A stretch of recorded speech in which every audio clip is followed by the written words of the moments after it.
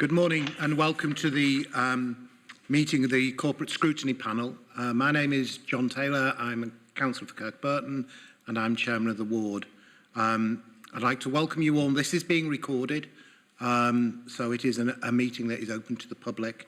And I'm just going to start by asking the other members of the panel to introduce themselves. So I'll start at the front. Yep, Tyler Hawkins, councillor for Dalton. Christina Parks, Co-optee. Councillor Alex Lukic, Dewsbury East Ward. And Councillor John Lawson, Cleckheaton. We also have an observer with us. Councillor Liz Smays, Chair of Scrutiny. Thank you. And we have two members who are online if they'd like to introduce themselves. Hi, my name is Gary Kitchen. I'm another co-optee. Thanks, Gary. Councillor for Edmund. I'm just getting over flu, so thought I'd better stop at home this morning. Thanks, Steve. We have one member who will be slightly late. Councillor McCartney will be joining us shortly. And just to announce that James Ryan, who's one of our co-optees, has resigned from the panel due to personal circumstances, so won't be joining us today. Okay, so that's item 1, membership of the committee. Moving on to item 2, which is minutes of the previous meeting. Is the committee happy with the minutes of the previous meeting, or are there any comments or alterations they wish to make?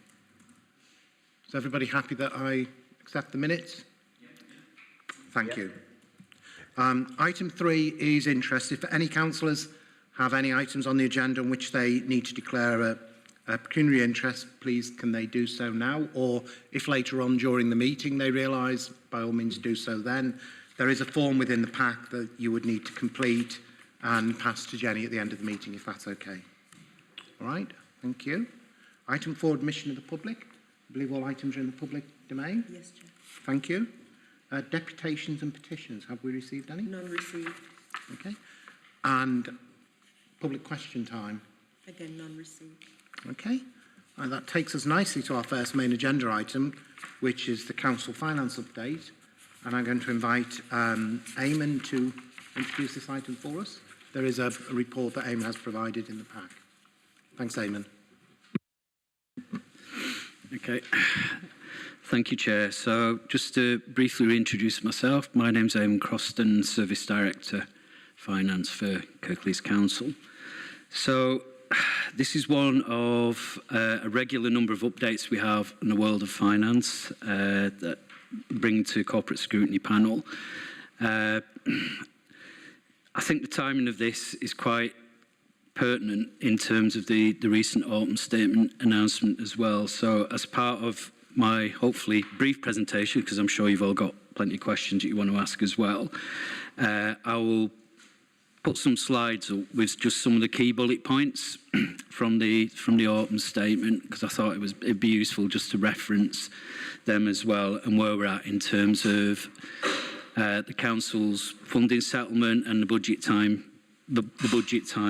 as well. So following on from the previous corporate scrutiny panel, which set out the challenges of Q1 monitoring, and also the medium-term financial strategy report that went to Cabinet and Council in September. Clearly the overriding context was international, global, national factors impacting on financial markets, impacting on the economy, impacting on a whole range of cost of living issues, which in turn were having significant impacts for residents, for communities, for businesses at local, regional, national, international level. And that in turn was having impacts in terms of a whole series of unprecedented, I would say, and continually unprecedented challenges on not just our council bottom line, but across the sector at large, across public service organisations and across all sectors of the economy and society as well. You know, just on the back of coming out of the pandemic, where we thought hopefully that there'd be kind of a post-pandemic recovery. So those are the challenging contexts.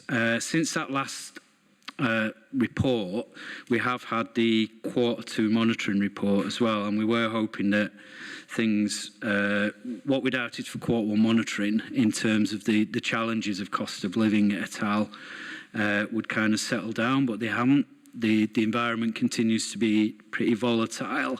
And while we've kind of split it between headline cost of living pressures and other pressures in the monitoring report, actually a number of the other pressures are also impacted on by cost of living issues, but they're more at a specific service level. And I'll just give one example. For example, inflationary pressures in IT impacted on by global supply chain issues around getting hardware and software issues as well with key suppliers.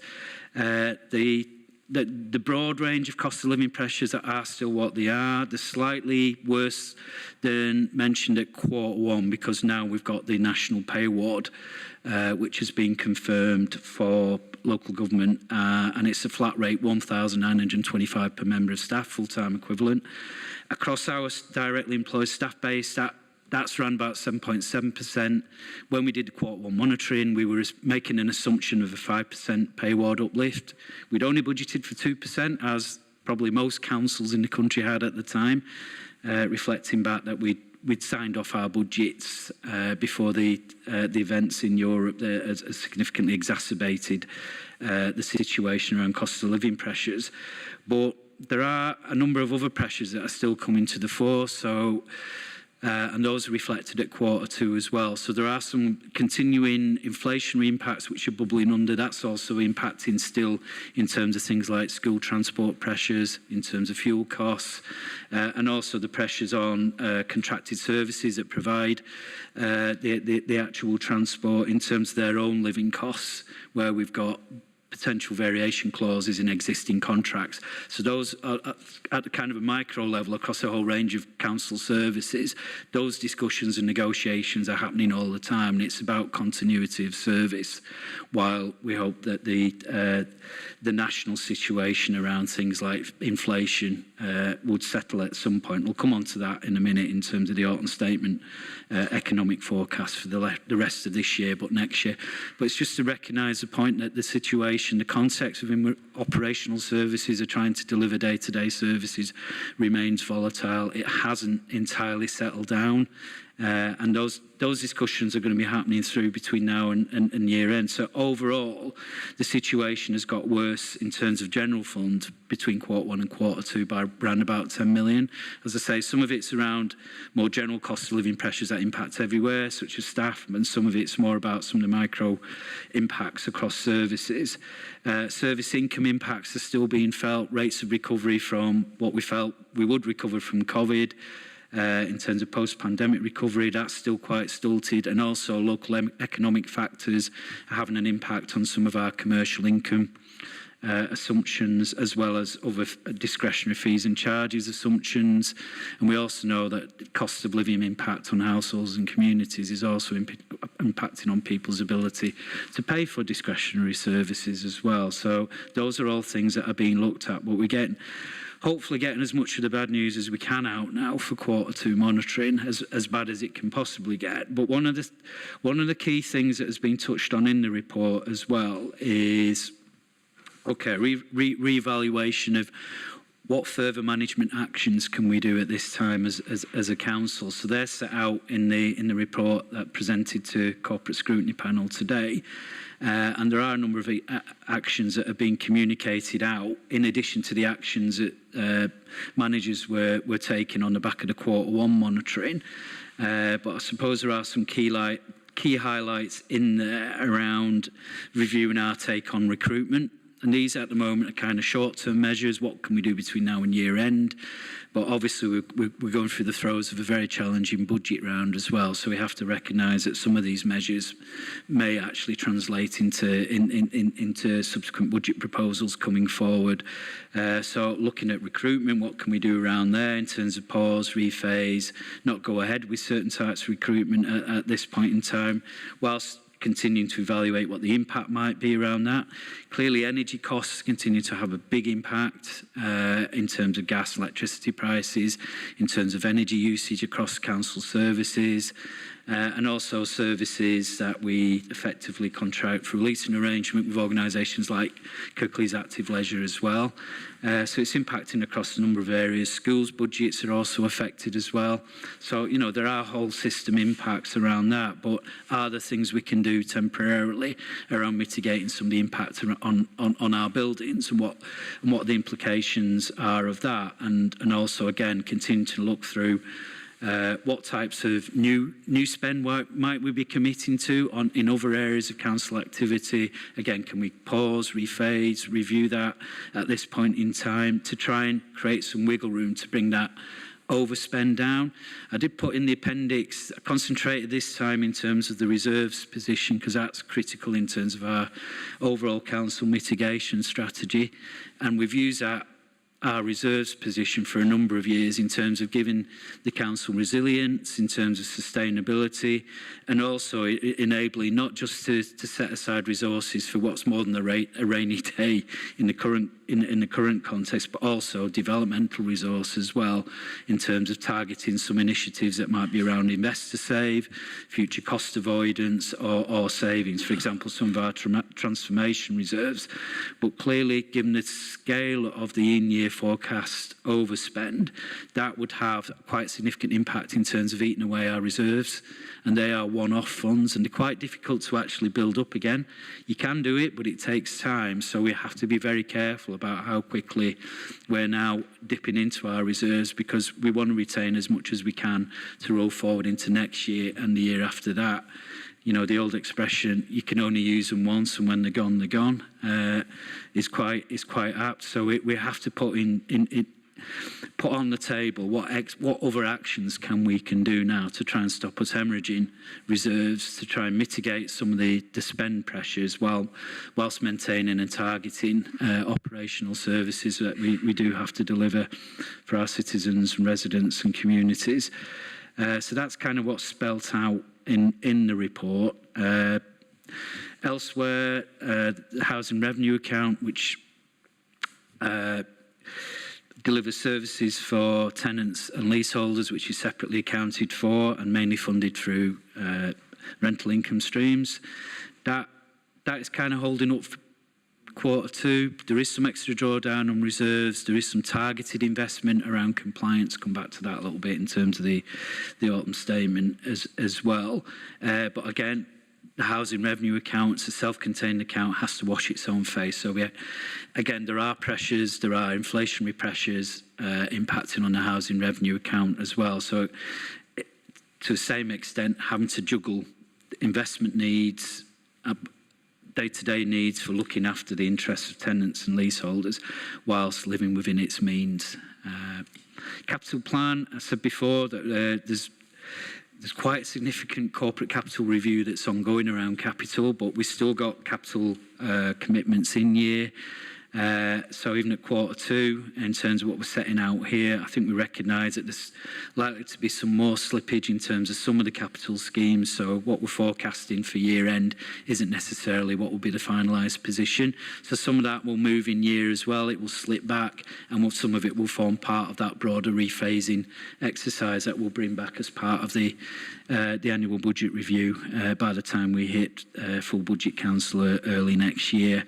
I'd also put in the sensitivity analysis graph as well, because I thought it was kind of a timely reminder, because while we're trying to predict in a volatile environment a whole range of funding and spend assumptions, not just for the remainder of this year, but for next year and the year after that and the year after that, in terms of our medium-term financial strategy review, there is quite a degree of sensitivity analysis around that. So the predictions we had in September around a 41 million budget gap, we were predicting, well, actually, that it only takes a few variables in our assumptions to change marginally, and that can quite have a significant impact. So the upper end of that range was nearer 55 million, and that's probably nearer where we might be at the moment in terms while we're trying to get to grips with the predictive side of cost of living, and also try and understand the impact of the autumn statement in terms of what it means for our funding assessments going forward. I'll pause at this point and ask colleagues if they want to put the is it okay if I crack on and speak specifically about the autumn statement as well? I appreciate I'm going through a fair bit in a short space of time. Hopefully, if I point the thing right and get the right thing clicked, there we go. So, mindful that when we sent this report for publishing, it was literally the day of or day after the autumn statement announcement. So we did say, look, we'll do a verbal update rather than try and rush things into the report. So this is, and I'll quite happily circulate this to members afterwards, and we could post it on the web as well as part of the minutes of the conversation. So I just sort of briefly go through some of these headline bullet points. Appreciate that this is already played out in the national press. So a lot of these headlines I'm sure you're familiar with, but it's okay. How do we make sense of this at a local level and a regional level and a national level? Because all of those things will have an impact in terms of not just the world of local government finance, but for our partners, for some of the broader systems, social care, health, for businesses, for residents, all the things that we do and are here for as a council, working with those kind of quite complex and interrelated systems. Everywhere is affected by the autumn statement to some degree. So we know in terms of headlines, in terms of what government is saying, there's quite significant current deficit in public finances, so that has to be addressed. Reiterating the points around global headwinds and not the twin impact of the pandemic and the global consequences of the Ukraine war in terms of not just energy but cost of living pressures across the whole gamut of activity, and that the key headlines for government with the autumn statement were around stability, growth and public services, but fundamentally a balanced plan for stability in the short term. There is an Office of Budget Responsibility forecast that sits alongside the autumn statement. So overall, the OBR is saying, look, in terms of average CPI across the year, they're predicting around about just over 9%. We know it's double digit at the moment, but the average rate around about 9%. And then they're predicting that could come down a wee bit the following year and then could come down significantly the year after that. So the medium-term kind of prognosis is still fairly optimistic. We've been here before in terms of fairly optimistic, when the thing's going to recover, but some of that is still outside our hands. And is in the hands of international partners as well. But those are kind of some of the headline or some of the headwinds. Similarly with GDP growth, while it's 4.2% in 22 overall, and that looks good, doesn't it? But it's from a very low baseline, and it's predicted to contract and then start a protracted recovery over the medium term. But as we know, I think commentators are basically saying, look, we're in the throes of a recession now, not just us as a nation, but actually across the globe to varying degrees, although our relative economic prognosis compared to G7 and the broader G20 group of economies is not looking as, shall we say it's looking slightly worse in terms of our comparator benchmark group of countries, if you're looking at benchmark statistics. So again, unemployment running at 3.6%. Currently, we also know that we've got labour supply shortages, so while unemployment might be 3.6%, that's more than offset by current vacancies, albeit, where those vacancies are distributed nationally, what those vacancies relate to, and where the unemployment is. You don't necessarily get a right match. That's predicted to go up to 4.9% on the back of recessionary pressures and then come down marginally in 2024. So the OBR prognosis is, I think, probably as everybody's predicted, but the fact that we've got a forecast to run alongside the autumn statement just kind of clarifies that. Bank of England, OECD, other organisations are saying not dissimilar to varying degrees. I'd also just chucked in at the bottom, probably slightly more technical in terms of government fiscal rules, but I think it's important for this announcement that you look at the autumn statement announcement in the context of a 4 or 5 year plan. So when they're talking about has government got a plan for growth? Has it got a plan for stable public services, etc.? They're looking at it in the context of 5 years. So they would argue, well, we've got wiggle room to protect public services in the earlier years and then perhaps back end some of the harder cuts as the economy starts to recover and see where things play out.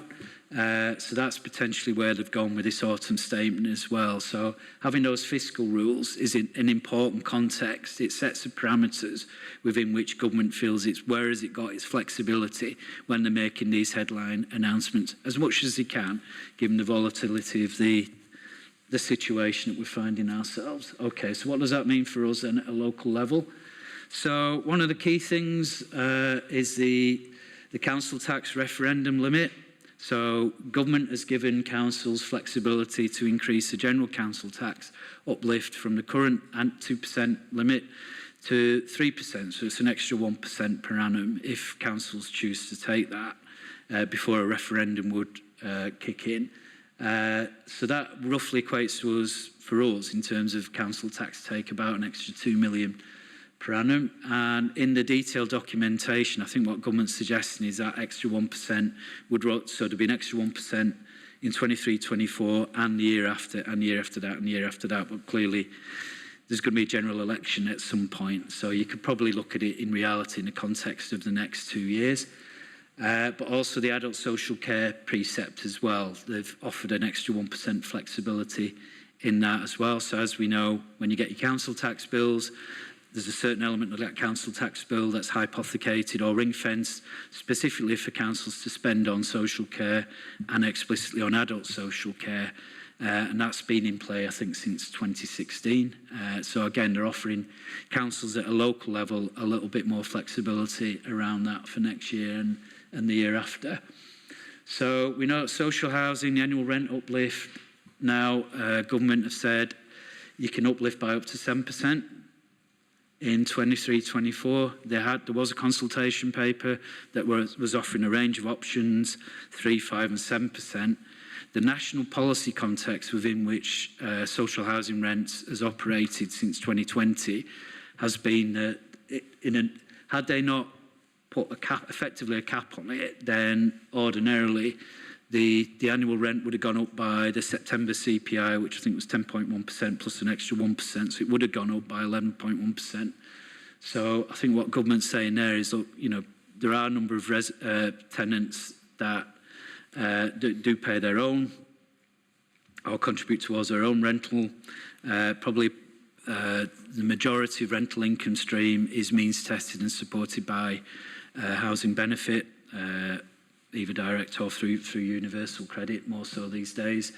But 7% uplift is at the upper end of the three ranges that they gave, and that's going to be important as well for trying to get that balance right, isn't it, from a government perspective in terms of what they want to offer. But clearly, there's a whole range of compliance and regulatory demands now on social housing sector.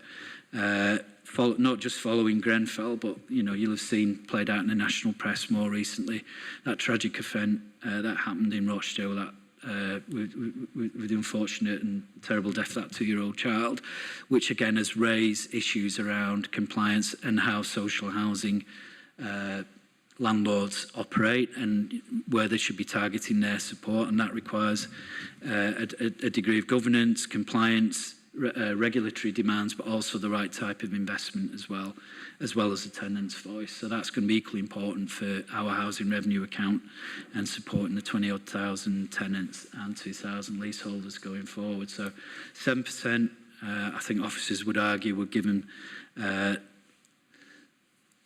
level of investment opportunity to ensure that those I suppose basic services, compliance and regulatory services will be in place to support tenants for 23-24. I think at the moment it's just a 1-year thing as well, and that will be up for review as well. So probably like with a number of these things, things can change and things can be reviewed. Other key announcements, national living wage going up by 9.7%. I think that's for 23 and over. That's very significant as well. Clearly great news for people on national living wage already. They're actually going up by, I suppose it's what would be termed the average, or just above the average CPI rate for 22. But that's clearly also taken into account not just catch up for this year, but one eye on next year. It's still probably slightly under CPI rate, but significant. And that, I suppose, for us, that ties in with the next point as well around additional social care funding in the system for 23-24 and increasing in 24-25. That's been a significant concern for a number of years about the demand and cost impacts of social care, children's and adults across local government and also across health as well. Clearly, with national living wage going up by a significant amount, a lot of care provider organisations pay care staff on effectively national living wage rates. And it's not just care staff that are impacted on by that because of labour supply shortages. Care providers are competing with retailers and other outlets as well, who are also competing for staff.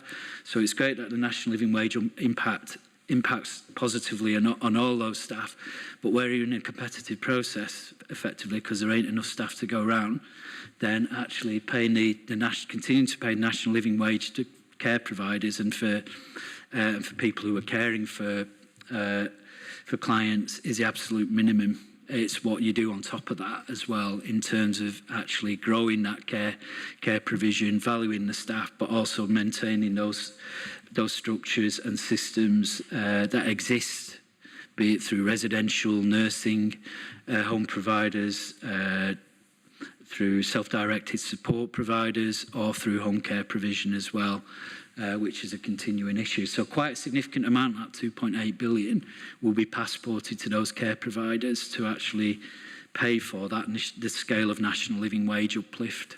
Because I do know, speaking to my colleagues regionally and probably nationally, we hadn't probably predicted that scale of increase when we set our budget plans. We'd factored into our medium-term financial plans demand pressures anyway, going forward around social care. So obviously it's welcome that there's extra funding in the system, but we'd already anticipated that. So it's effectively de-risking the fact that there could have been a scenario where there hadn't been that level of provision put in, which would have put even more pressure on our bottom line. So it's good that it's kind of de-risking. A fair chunk of that 2.8 billion is also coming through health partners, through the regional integrated care board. So there'll obviously be discussions going on with our health partners about how that funding is passported or how health might want to use some of that funding as well, particularly around some of the targeted initiatives that government are looking at the moment around hospital discharge. As we know, there's significant pressures in the system at the moment, with queuing ambulances and patients not being able to actually leave where they're fit enough to leave, but they haven't got the right level of support in the community to enable them to go somewhere where they can safely go to.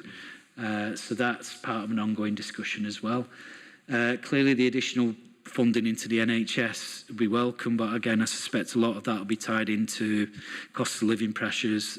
And clearly there's discussions going on nationally around pay awards as well as trying to build up capacity. And given the scale of vacancies across the whole NHS sector at the moment, again, with labour supply issues, it's quite a challenging market, but at least there's that level of additional national funding going in. Extra funding going in for schools as well. Again, welcome, 2.3 billion.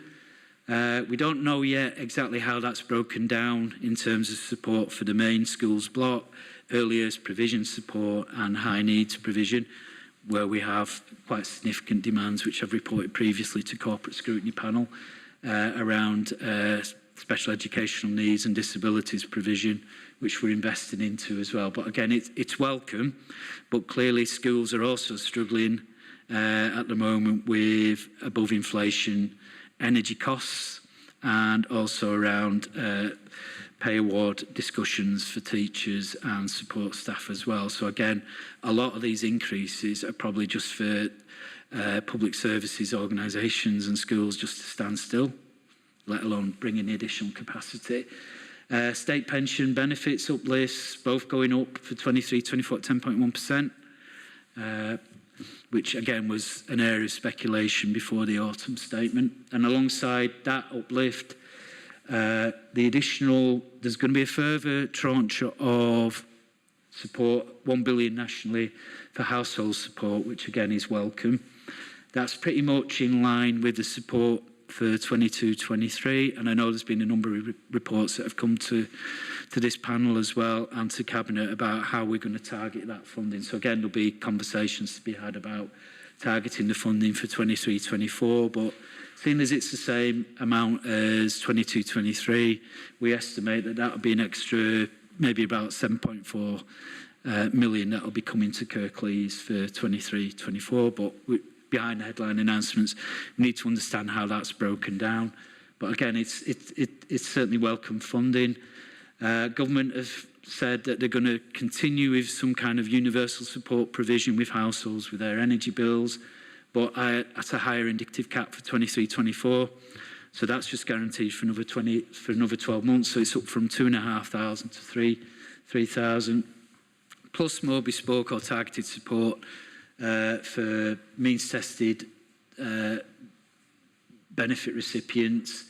So that includes households that say on means-tested benefits, pensioner households, additional support if you're on disability benefit, and support for households with alternative fuel provision, oil, liquid petroleum gas, those kinds of things. So again, sort of welcome support for the next 12 months. One area we were hoping government might continue to support public sector organisations was around continuation of targeted support around business energy support. So public sector organisations were included in the October to March support for the rest of this financial year, but they are targeting that much more tightly for 23-24. So HM Treasury launched a consultation paper pretty much the same day that the autumn statement papers were released, and they will report back, I think, around about Christmas time, just before or after, in terms of how they're going to target that support and concentrate it on more vulnerable sectors who perhaps they feel haven't got the broader shoulders to be able to withstand those energy increases, but public sector organisations won't be included in that. So we'll have to withstand any energy price fluctuate. We won't have that upper cap support that we've got currently. The current energy market is, as I say, incredibly volatile. Depending which, I was going to say which day you have a look online or wherever, it could be which time of day you have a look, or which time of every hour. But energy prices are starting to nudge down a wee bit. So there's always that green shoot, and then if you look a few hours later, it could start to nudge up, slightly up as well. But it is quite volatile, and we're going to have to take a decision as well as a council in light of some of the volatility of some of the cost of living pressures. How much of that would you actually bake into your medium-term financial plan forecast? Or how much of that do you accept is temporary and might be more covered by some specific earmarked reserve support if you take the view that they will settle down over the longer term? And that's a dilemma that a lot of public sector organisations and businesses more generally are having exactly the same kind of thought processes about how much you do bake in. Because if you bake too much in, you could end up making some long-term decisions that you might later regret. But if you bake too little in, you're then in crisis management mode for the next 12 months. So it's not an easy task, but those are some of the things that we're kind of grappling with at the moment. So there's a whole raft of business rates reliefs, so businesses out there locally will be quite relieved that retail, hospitality and leisure reliefs will be extended for 23-24, and something called the Supporting Small Business Scheme is coming in as well, so we'll get a bit more detail what that means. Something called the Business Rates Multiplier has been frozen again for 23-24. Basically, normally, and businesses that pay business rates would have had to pay an annual inflationary amount on that business rates bill. but for quite a few years now, government has effectively frozen that uplift, but has given councils a compensating grant because councils would have expected that inflationary uplift because it forms part of their overall funding base on their bottom line. So we'll have to wait and see the detail of what that means in terms of the level of compensating grant. There's going to be a national business rates revaluation in 2023. So that's going to impact on all business bills. What happens periodically and I think it's been every 5 years for a number of cycles, is that the business rates bills that are calculated are based on prevailing market rental conditions at a point in time, and over a 5-6 year period, those prevailing conditions can change markedly overall, and also within types of business sectors. So they've decided they're going to put through a business rates revaluation scheme from April 23, but based on 2021 market conditions. The last business rates revaluation was 6 years ago, and that was based on 2015 market conditions. I think they had intended to do the business rates valuation last year and the year before that, but because of COVID, they've delayed on that. So in theory, it's just redistributing the business rates billing within the system, but there will be transitional arrangements as well. So in all likelihood, there's likely to be a spike in terms of revaluation appeals for businesses that are worse off. So we'll have to wait and see what impact that's going to have on the council bottom line as well. And obviously, if you're an individual business owner, you'll obviously want to know what the impact that's going to be on your business rates bill going forward. Government have also confirmed that there's a number of key national capital schemes around levelling up and national infrastructure that they will be continuing with. So for example, we've got 4 round 2 levelling up bids in the system. So nationally, government is going to continue with that because clearly pre-autumn statement, there's a lot of speculation about what they might pull. But that's not one of those areas. So we are expecting an announcement imminently to be decided whether or not we're successful with one or a number of our round 2 levelling up bids for funding. And as it says on that bullet point, things like Northern Powerhouse Rail, High Speed 2 to Manchester East West Rail, and I think TransPennine Upgrade as well. They've confirmed they will continue with that. It's obviously important in terms of our sort of not just national but regional infrastructure investment requirements going forward as well. So I think that's it in broad terms in terms of the key autumn statement headlines. We're likely to get, on the back of that, what government will do for the local government sector is, okay, what does that mean on an individual council basis in terms of your funding settlement for 23-24? So the earliest we're likely to get our provisional funding settlement announcement is 20th December or 21st of December. Basically, government breaks up for Christmas using the school terminology. I think it's in recess. I think that's a posher version, isn't it, for Hansard records. So it'll recess over Christmas, but we will have it quite late in the day, and we'll have to make sense of that over Christmas. In terms of what it means in terms of some of these headline announcements. So if I was to encapsulate that, it could have been a lot worse.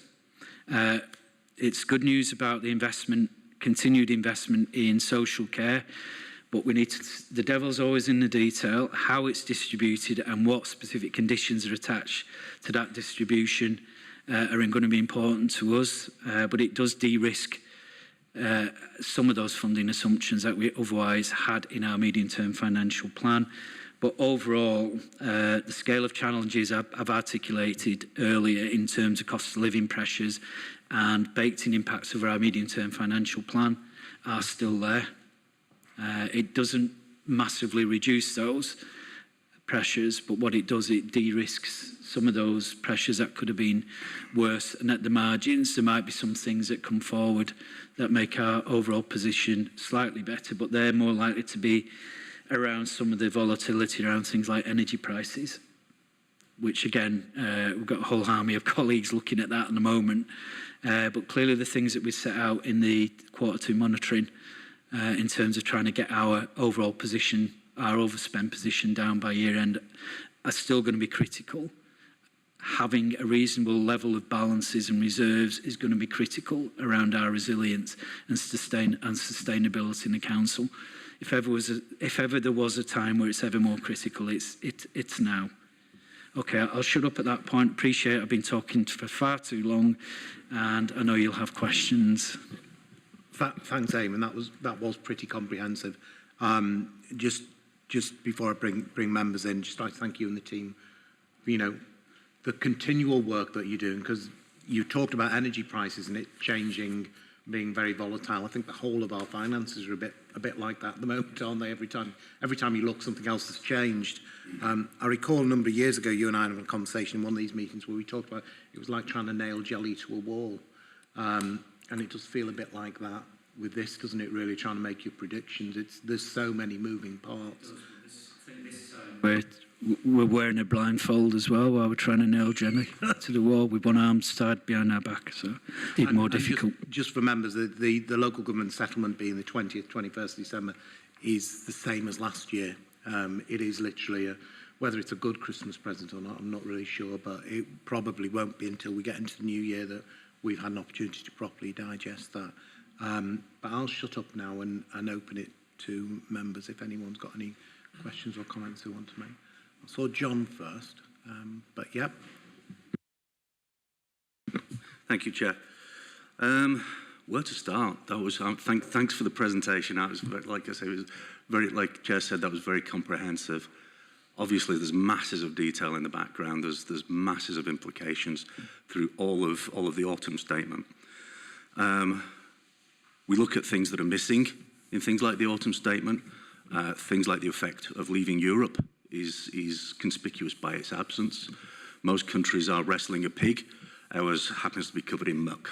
So we need to understand these things, though. If we're going to address them, we need to understand the effect of things like leaving Europe and the continuing effect. If we don't, it will undermine us ongoing. It will continue to undermine us. So we do need to have that in mind when we're making decisions locally as well.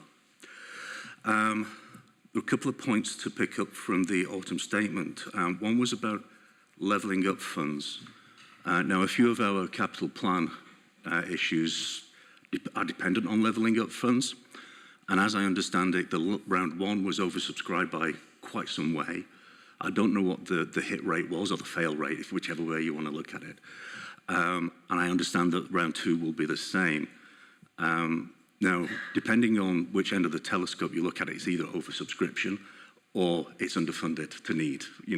Whichever way you look at that, it is what it is. So I'm not sure whether you know the hit rate or not, but I think that would be valuable to know when we come to sort of reviewing our capital plan. I understand there's some. Is it capitalisation of staff? That there's some flexibility in that being down the line from the report, but that's kind of a nice to have. I don't think it'll solve all their problems, but if you want to comment on that, thank you. Okay, thank you for that, Councillor Lawson.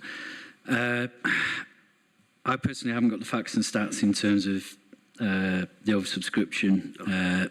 I know Joanne's sat behind me and she'll hate me for dobbing her in at this point, whether or her colleagues could sort of, if not off the top of our heads, just sort of feedback in terms of how it was for round one. But I suppose the fact that we've got 4 bids in for round two, if you're a spread betting person, you might consider that having 4 bids in rather than putting all your eggs in a single basket in round one might put us in a more advantageous position, and probably leave it at that in terms of the response until we get confirmation in terms of what's been approved. I suspect that some of those other questions about how many bidders there were and what the oversubscription was or underfunding, that'll be public domain stuff, I think, for government to articulate. I don't know, Joanne, if you've got anything you want to add to that. I'll bring Joanne in. All right, sorry, Chair. Yep. Thank you, Eamon. Yes, Councillor Lawson. So we have, as Eamon has said, we've got 4 bids in this time. We had less bids in last time. The majority of the bids that had success across the UK had quite a wide spread of where they were. Certainly in our region, there was a number of bids that were around leisure and tourism and those types of facilities. We do have the facts around hit rate, but I can't recall them at the moment, but I'll make sure that the Chair gets them to share out. The 4 bids that we've currently got in, one is a rail upgrade, one is a mills revitalisation, and the other 2 would have direct impact on the capital plan. So that is the Batley scheme and the Northumberland Street regeneration. So only those 2 would impact on the capital plan. Thanks, Joe. Come back in, sorry, Chair. Yes, you may. Briefly. The other bit about the capital plan that I was wanting to tease out as well is you know, I say this at nearly every corporate scrutiny, is this line in on page 21, 1.24 about the annual revenue service debt requirements built into the baseline spend forecasts. That is going to be interesting and challenging, and I wonder if there's any new guidance or any new thinking about our appetite for risk on there in terms of where those boundaries lie. Okay, thank you for that.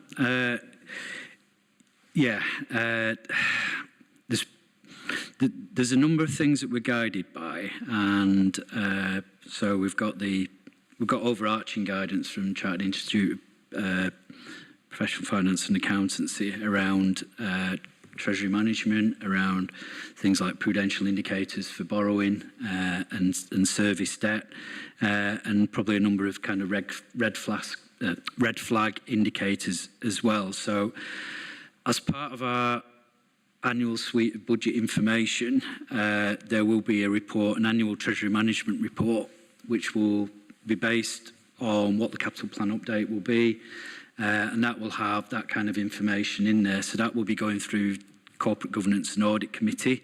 If I can just come in, Chair, we had Corporate Governance and Audit on Friday, and we had a Treasury Management 6-monthly update report at that. So that's now in the public domain, so that's available. You should be able to see that. Yes, yeah. Yeah, certainly the in-year position was covered around, and some of the key prudential indicators, but clearly in light of the overarching pressures that are being faced in terms of the bottom line, as I said, corporate capital plan is being reviewed and assessed like everywhere else. We know that as a council, our pre-existing multi-year plans have had some quite a degree of ambition, quite a significant degree of ambition around some of our regeneration and inclusive economic growth agendas, as well as district's efficiency around some of our other transformational requirements around things like the special educational needs and disabilities agenda. We also know that Bank of England base rates have been going up quite significantly over the last 12 months. I think I've reported here previously where just even before Christmas, you could buy a 50-year maturity loan through Public Works Loan Board for around about 1.3%. And short-term borrowing, in terms of our day-to-day treasury management requirements, was around about 0.3%, 0.4%. These are historically unprecedented low rates, and to some extent, if you took the last decade out of context, you'd think that that's the norm, but actually, it certainly isn't the norm. Those of us old enough to know taking a mortgage out in the 90s or wherever, you certainly weren't looking at the kind of interest rates that, even now that you're looking at. But clearly, when you're coming from such a low position, then you're looking at things differently in terms of your medium-term forecast. So with interest rates going up, obviously that's impacting on affordability of the overall plan. So that will obviously need to be factored into our overall considerations of what we can afford going forward. So when I'm talking about reviewing our medium-term plan, so you might be looking at rephasing, reprofiling, maybe even dropping some things, reprioritising. All those things are factors to ensure that our plans remain affordable in terms of our borrowing asks. but there will be a report coming after Christmas. And just a little plug, there's going to be some treasury management training as well after Christmas, which is open not just for corporate governance and audit committee members, but for corporate scrutiny panel and other members. Yeah, so I actually asked at corporate governance and audit on Friday that the training was extended to members of this panel. So, you know, if you're able to join us in that, that would be helpful. I would certainly recommend it. It's very interesting. Before I bring Tyler in, I didn't know, Paul, whether you wanted to comment at all. It's unlike you to be quiet. Thanks, John. Very little to add. Well, I think Eamon's really covered certainly the key areas around capital investment and our views at the moment. As an administration, you know, we're very clear that there's still a commitment to ambition, but it's ambition within certain parameters. And clearly, you know, what we're not going to do is fly forward and put the council in a situation financially where it's not sustainable. And that's the balance all the time. And I know that this, you know, is frustrating for all of us. It must be frustrating for yourselves as well. We're constantly talking about create that balance, about this juggling. I like the description of nailing a jelly to the wall in particular, when Eamon added even more to that. It's fair to say we're not at this point expecting, you know, a wonderful Christmas present from settlement on the 21st.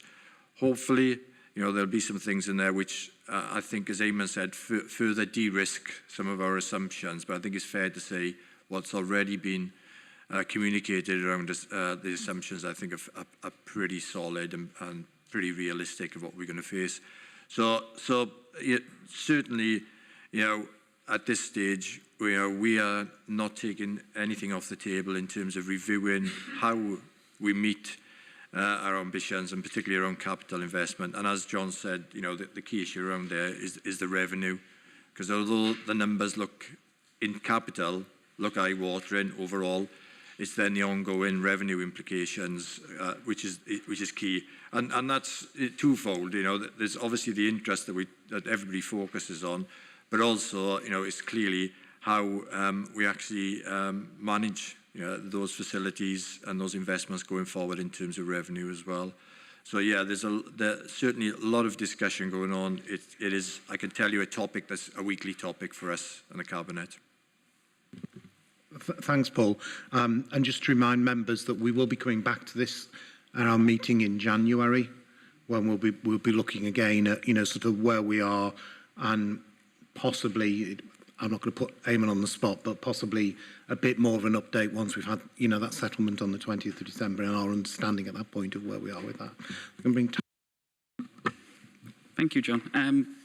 A couple of questions. I mean, there's a broader political commentary around the autumn budget, which we'll reserve for council meetings. But in terms of the discussion you've had with other local authorities, how are we doing compared to them locally in the region? Because I know some of them took sort of the more drastic steps we've had to take in recent weeks. They took a little earlier, some of them, you know, particularly around restricting usage of town halls. So I'm just wondering how they're doing compared to us.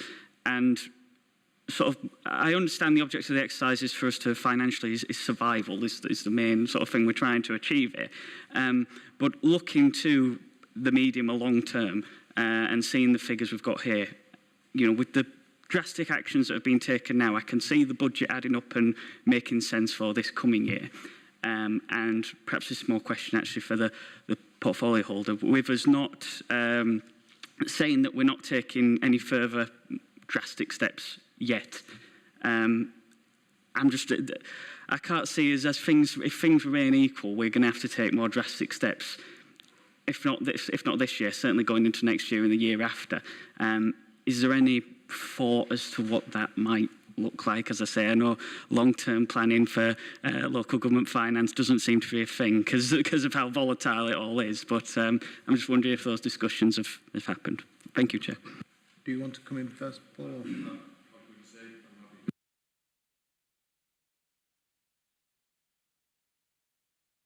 I'll reserve the harder question for the portfolio holder on the second bit. Yeah, you're right. We have many and varied discussions.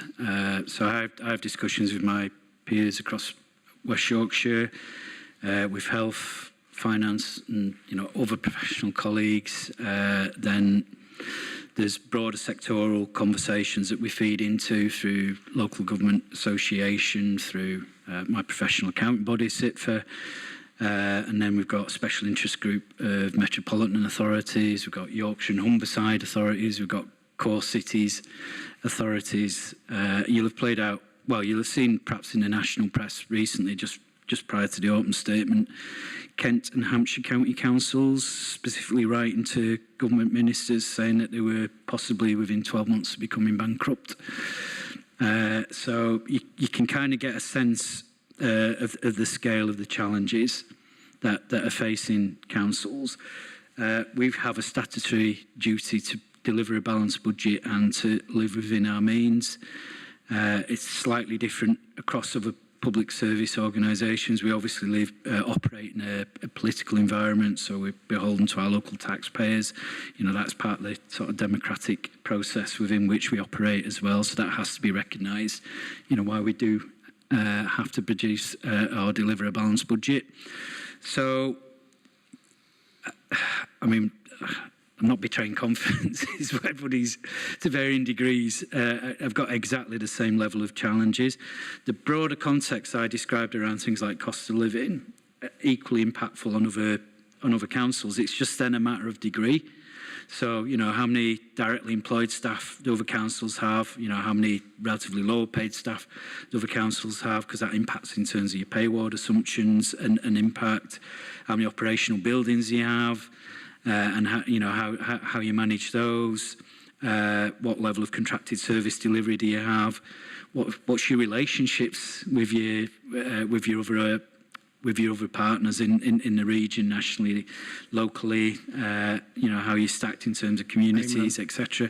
So everybody's got those same pressures. I wouldn't say that there's anybody in the region sitting pretty, put it that way, and all wrestling with the same issues, everything I've described today, basically. I'm just trying to speed things up. I'm conscious we've been going for nearly an hour. There are other agenda items. So, Paul, if you could be brief, perhaps. I'll do my best, because it's a very simple, straightforward question, isn't it? Not really.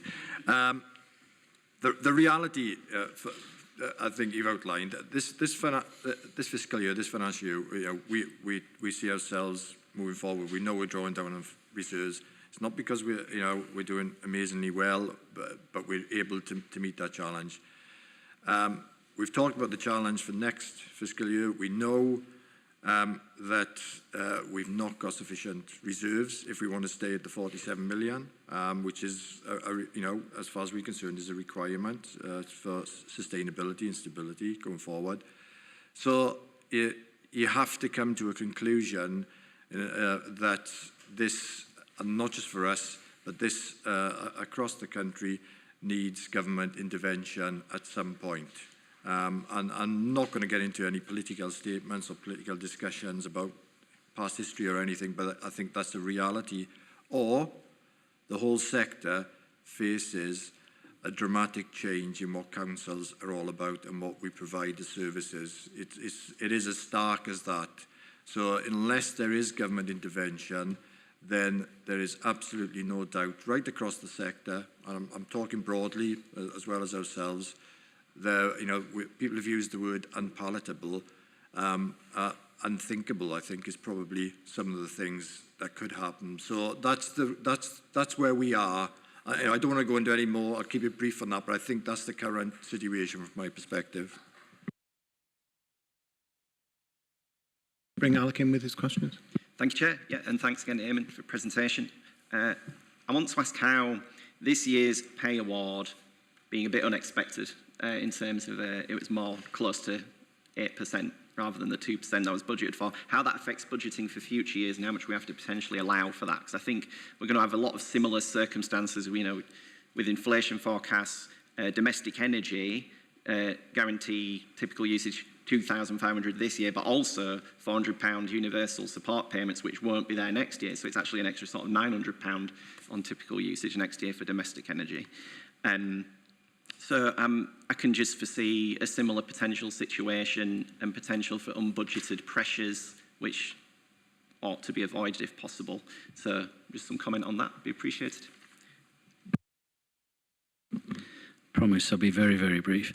I think it goes back to the earlier point about how much do you bake in going forward, how much can you predict with any relative degree of certainty. So if you look at the OBR forecast, while the rates are coming down, they're not coming down, we're not in a position where we've got negative inflation going forward. It might be that the current rates just kind of level off for future. So at some point we're back to, I don't know, 2% CPI or 2% pay award.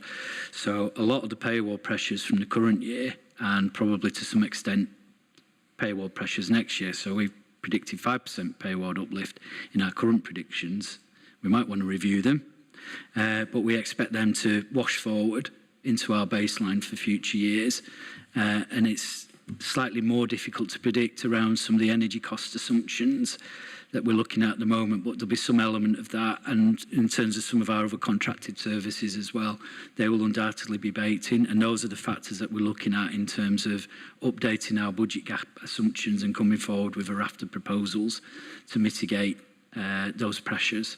But it's quite a difficult balancing act, which is why trying to hold on to as much reserves as we can is going to be critical to that as well. Thanks, Eamon. Did you want to? Cheers. Thanks, Chair, and apologies for being late earlier. I've prepared quite a lot of questions actually for this, Eamon, but you've answered pretty much most of them, so well done and thanks for the comprehensive report. I'd like to ask about the management actions that you've outlined. Apologies if you did mention this in the first part of your report.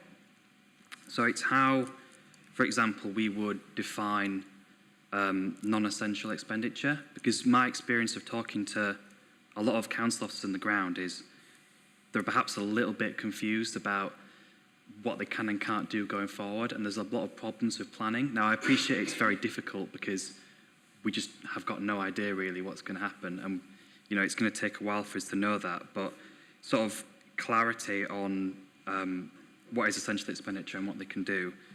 And then the second thing is I asked at the last corporate scrutiny panel whether what you wanted from the autumn budget, the autumn statement, and just to clarify, did you get what you wanted, or?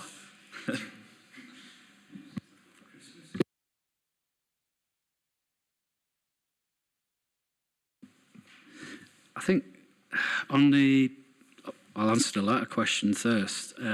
Won't truly know until we get the announcement on 21st of December. I mean, it would have been nice had we had some element of continued protection around the business energy support. But, you know, we are where we are with some of that, and, you know, energy costs might come down. I will say this, whatever announcements come out, it's never enough, is it? But it has de-risked some pressures, but it hasn't taken away the scale and the unprecedented challenges that we face. I'll put it that way. I think in terms of some of the day measures and in terms of what we're implementing around trying to mitigate some of the existing cost pressures. So I think to some extent that's kind of there's some general principles or parameters within which service management teams are operating. I've got some colleagues in the room who are part and parcel of those day-to-day operational discussions at their directorate service leadership teams about, for example, if, I suppose in terms of essential and non-essential, if there are some, and it's a judgment call, isn't it, in terms of nice to haves, in terms of new spend. If something crops up, then it's probably putting more of a lens about, actually, even if we've got some budget for that, overall the council's overspent, actually can you manage without that thing that you might have been spending on or considering spending on or deferring or pausing that. And that includes things like some of our recruitment conversations as well. So we obviously need to recognise that there'll be some elements of essential provision around operational deliverability and safeguarding some of our most vulnerable. They'll be front and centre of those discussions, but it's not a prescriptive approach, but there's more eyes and ears looking at that in a much more sort of critical sense at a directorate level, and also in terms of some of the corporate processes that we have overlaying that, just as a kind of cross-check and balance, just to ensure that they're being consistently applied across the council, but except there is still some element of subjectivity in that. So it's kind of early days, but to me, it seems to be starting to work on the ground, and we'll hopefully start to see some of that coming through over the coming months. So you'll probably be asking me the same question next time we meet to see what progress are we making. Thanks, Eamon. Is there any follow-up? Yeah, I'll come back briefly. Thanks for that, Eamon. I appreciate the difficulty in planning this. I mean, with respect to the local government finance settlement, I'm not an expert on that, but are we expecting it basically to be about the same in cash terms as it was last year, or will there be some kind of increase on what it was the previous year? Overall, I'd say there's a significant increase. If you look at the additionality, some of the additionality is redirecting some of the existing social care funding that had been put aside to support social care reforms that had been put back a couple of years. But overall, there is an increase, a fairly significant increase. But as I said, I think a lot of that is just supporting existing cost of living pressures to stop systems basically falling down. Put in simple terms, there are increases, but we've also increased the national minimum wage, which will probably soak up most of that increase. So at one level, you can say, yes, there is an increase, but are we going to be any better off as a result of it? Probably not. We'll wait and see what comes from the settlement in December as well. I can briefly bring Councillor Lawson in because I know he needs to go, and then I've got a couple of questions and we'll try and wrap it up quickly. Switch on. So I was going to ask a similar question as the previous one was about timescales. We're on a very tight turnaround. There is a real pressure on us to bring these things to bear quite quickly. So I'm not sure whether we're talking weeks or we're talking about the new year. I'll ask a twofold without a supplementary question, if that's okay. So the other question would be about, are we, and to Councillor Davis really, are we in any position to know what rationalising buildings actually means in real terms? I ask because it's going to, these are the emotive things. These are the things that will have very real impacts in communities that are noticeable, very, very front and centre. Thank you. By all means, Paul. Yeah, absolutely. It's the reality on the ground for people, isn't it, John, as you say? And certainly those discussions absolutely are happening. Myself and John were talking about that this very week, going through our whole estate and looking at what we can do, when we can do it, and so forth. It's not been finalised at this point in that regard, because there's still some detail to be worked through, I think, John, is fair to say. But certainly we're not months away. It's something which we understand absolutely the urgency.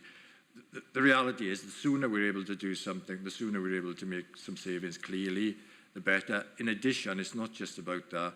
It's about ensuring that whatever we do, that we've got plans in place to mitigate any impact as well. So it would be very, very simple if we just went, right, let's shut that down.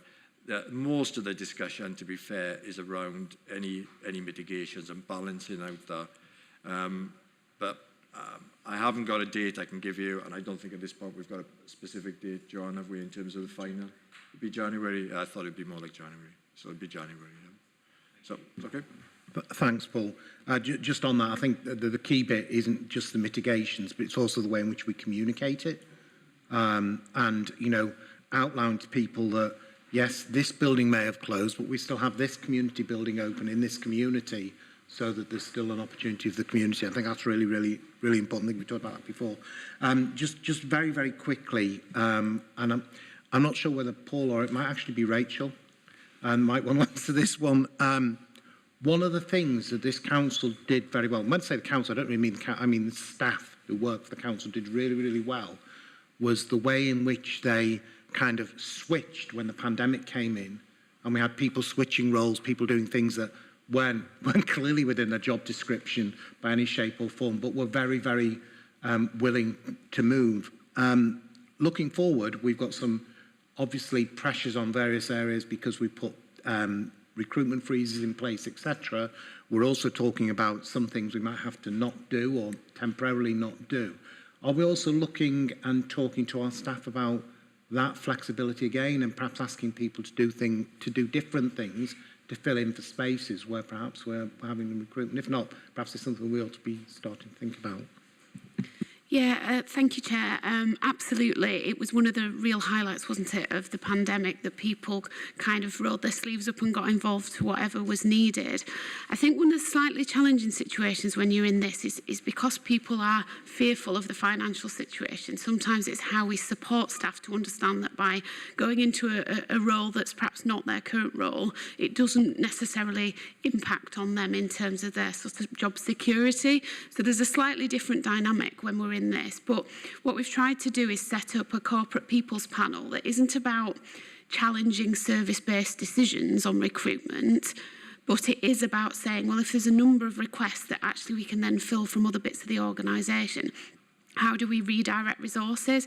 And actually there's something about our partners as well in there, which is it's not just us as it is other people in the district who will be having similar challenges. So how do we potentially look at sharing a little bit more? I'm particularly thinking of the voluntary community sector in that, because clearly there's a lot of capacity there in which we can kind of work together to be a little bit more efficient. So I see it as something that's absolutely builds on that success during COVID. So thank you for raising. Thank you. I think I'm going to bring that item to a close if people are comfortable. I think, and as we've already said, next time we meet, we'll be no doubt talking about it all again. So I'd just like to extend a thank you particularly to Eamon, and Paul for their contributions there. And if people are comfortable, we'll move on to the next agenda item, where we're going to be looking at community asset transfers. Giles, I think you volunteered to. Or are you going to start, Joanne? I'm going to introduce this item, if I may, Chair, because Giles has a presentation that he's going to go through, so I don't know if that's ready for him.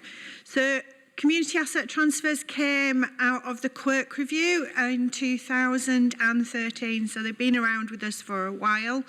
Giles will take you through some of the key outlines that we've achieved with that, and some lessons that we believe that we've learnt on the 23 asset transfers that we have done. We will whiz through these slides to allow a bit of time for question and to make sure that colleagues can do their item as well. Thanks, Joanne. Just in introducing this item, part of the reason why we thought it's important to be talking about this is we've just, unfortunately, Councillor Lawson's had to leave us, but we were just talking there about, the impact of community buildings and the value of community buildings, and the continuing importance of these community buildings as we look forward, particularly in this difficult period. So I think it's really, really pertinent and timely to bring this forward. So thank you for coming. Thank you, Chair. Good afternoon, Chair and panel members. Another theme of this morning's discussion was around, obviously, thoughts and learning around asset transfers, but I think it's equally important to set a bit of context around where we are now, what we've learnt during the time since we've been doing asset transfers and how we've adapted through that process. So we've got a few slides here that we can, hopefully, if technology works, take you through. I think it's always useful to start off with some pictures. That illustration gives us a good idea that actually community asset transfers, it's not just around buildings. So yes, we do transfer civic halls, community halls, library buildings and the like, but also there's examples there of where we've asset transferred open spaces, sites for community food growing projects, and you'll also see top centre there a model railway within one of our principal parks.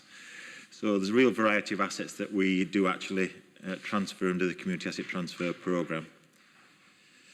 So a bit of context around sort of what is community asset transfer. As it says there, it's transfer of ownership and management of public land and buildings from the council to a community organisation.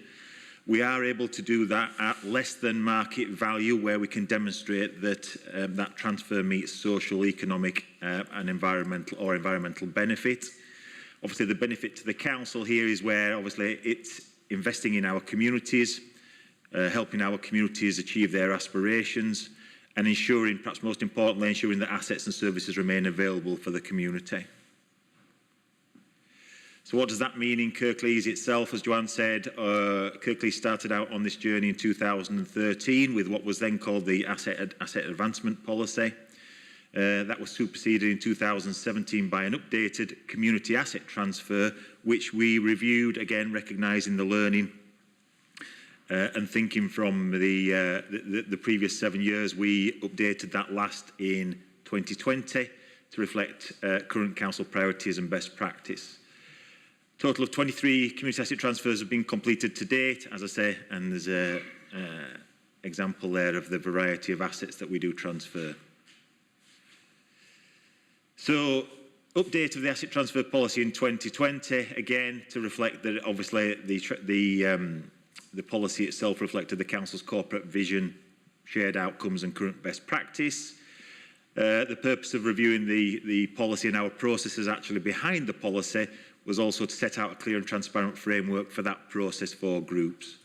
So the policy does set out why we transfer assets, what assets will be considered for transfer, the eligibility criteria for groups, the specific conditions of a transfer, and how transfers will be processed.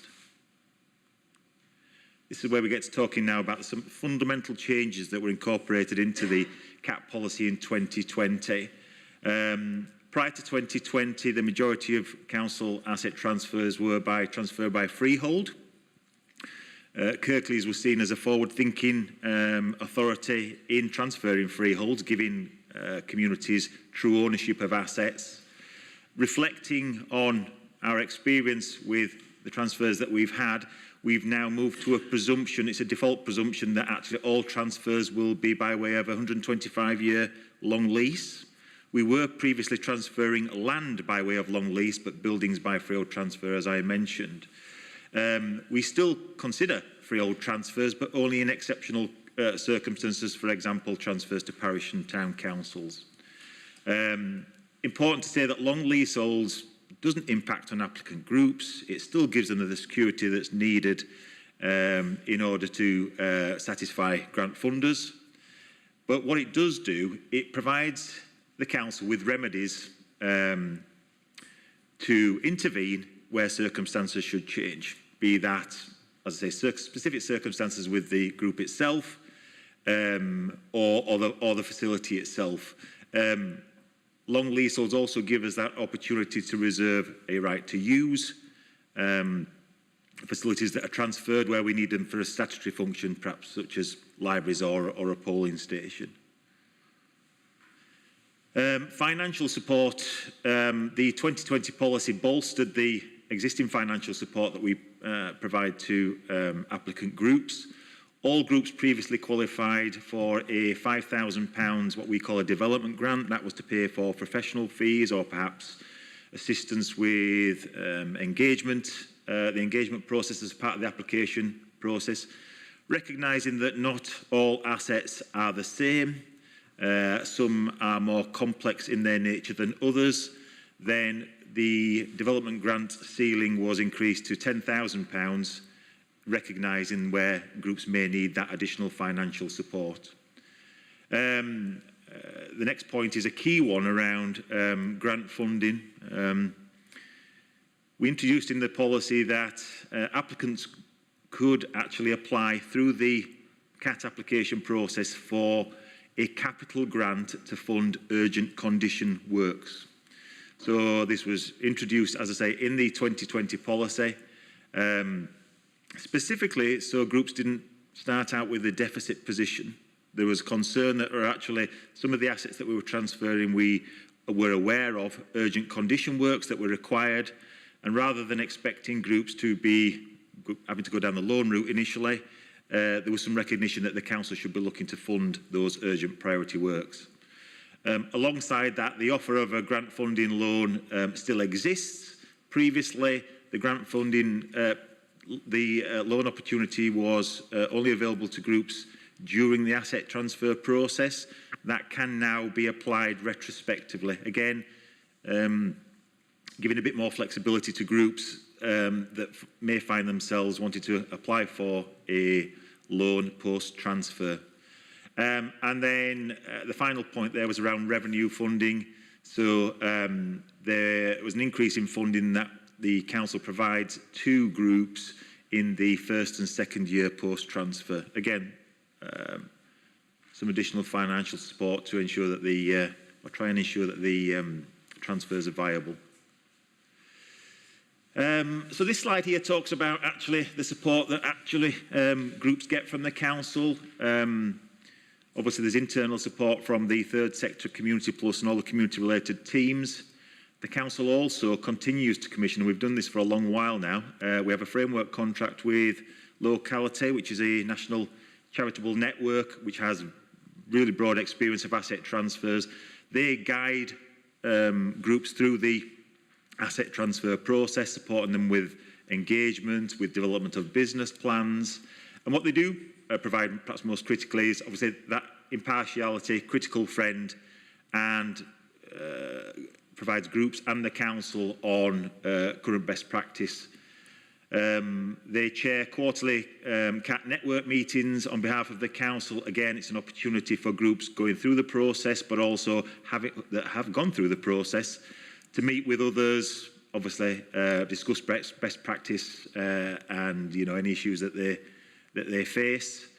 We've tagged onto those now workshops and bespoke training, again recognising perhaps where there might be some skills gaps within some of the groups, all volunteers acknowledged, so that if groups come to us with some specific requirements, then we can cater for that in the sessions that we have with them. And as I said before, they support with the review of the business models and capital projects, funding bids and procurement. All that is obviously to try and ensure that all community asset transfers are successful and sustainable in the long term. So, thoughts on learning. So, the council's come a long way since 2013. In terms of current objectives around the community asset transfers, there's acknowledgement of the important role that these assets play in supporting our communities. We are shifting now to perhaps more a community-led approach to community asset transfers rather than it being asset-led. So waiting for assets to become surplus, perhaps before they're... No, I think we're working a lot closer now with communities colleagues so that actually we're identifying where these assets can support our communities, and it's been more a community-led approach. We've learned over the past, since 2013, that actually capacity within different parts of the district with particular groups can vary enormously, and obviously we need to be adaptable to that in terms of the level of support that we provide to them, again, to make sure that they're sustainable and viable in the long term. That's placing great emphasis on both pre- and post-transfer support to groups. So we do get communities colleagues involved at an early stage. Not all groups come to us at a stage where they are ready to take on an asset. So it's important that we give them that upfront support in order to that they are in a position to take in the asset. And again, it's about that ongoing relationship with groups once the transfer is completed. That is helped obviously by the move now to long leaseholds rather than a freehold transfer. We're looking at streamlining our processes that sit behind the policy so that actually we're trying to make it easier for groups to apply. I think arguably there's some duplication in the process at the moment in terms of the application and the business plan that we expect groups to submit. So we're working again with colleagues on that in streamlining the processes behind it to make it easier. Obviously for all the discussions that we've had today, it's obviously important now that more than ever in terms of how we prioritise where those transfers take place and where any council investment takes place. So there needs to be some robust decision making behind that. But I think the final point there is an important one that, as I say, the council recognises the important role that asset transfers play and these community assets play, and recognising that where we need to go the extra mile, then as a council we will. Thank you for that, Giles. I'm going to open it up to members for comments.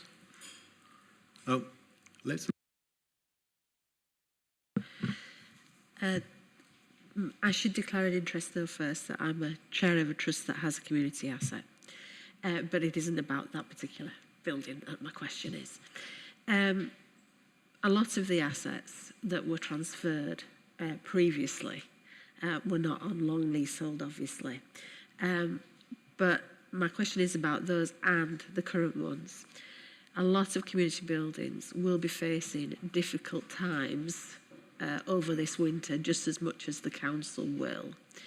And so what support is in place for the community asset transferred community buildings to help to actually talk to them, to find out if there is any problems early on, to help with information and discussions about how they could perhaps weather the winter, for want of a better term.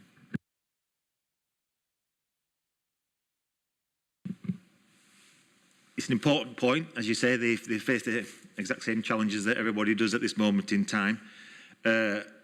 We'd started those discussions through the network meetings, through locality. We're probably overdue a network meeting at the moment, but the challenges that we've been facing, I know they're greater now, but actually they have been discussed at the network meetings. We also speak with some of the community third sector anchor organisations. So we actually would like some local services to you in terms of talking about the pressures that we're talking about. I think you're right. I think there probably needs to be more structure to what with those conversations moving forward now in terms of the challenges that they face. Corporate landlord as a service is somewhat limited in terms of direct support that we can offer. But you're right, we will be picking those conversations up through the network meetings. Yeah, can I just go in that not everybody might be part of those network meetings because the cost of membership of the organisation increased considerably. And therefore not everybody may be part of that. And this is why I'm asking, because some of the community buildings run on a very tight budget, don't they? It's about having those conversations without having to be a member of something to be part of them. So the network meetings I'm talking about are the ones that are funded by Kirklees through our contract. So they are free to anybody who would like to come. Everybody's, yeah, and all groups are invited to, in fact, and we're actually looking at the moment to broaden the scope of that beyond asset transfers. So it's all community organisations can come, but I can assure you that ours are hosted by locality but paid for by Kirklees. If we don't believe that's happening in any area or any community group believes that cost is a blocker to that, we can ensure that they have the details to come to the meeting that we provide for free. I just wanted to come in on the wider point. Earlier question was asked of Eamon around asset rationalisation and what we were doing to look at in terms of costs for that. It's incredibly important that we ensure that the assets within our community, whether they belong to us or the community, survive, because particularly the asset transfer policy allows us to move assets to the community that have meaning to them.